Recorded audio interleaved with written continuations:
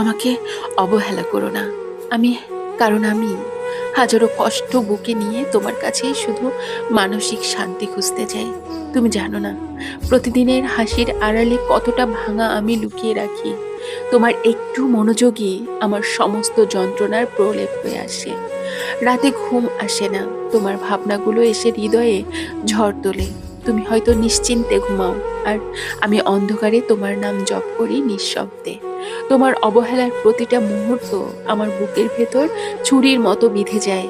তবুও আমি দূরে যেতে পারি না, কারণ তোমার না বলা ভালোবাসাতেও আমি বেঁচে থাকি। তুমি যখন চোখ ফিরিয়ে নাও, আমার পৃথিবীটা নিঃশেষ হয়ে যায়। সব রং, সব আলো মিলিয়ে যায়, শুধু এক নিঃশব্দ শূন্যতা থেকে যায় পাশে।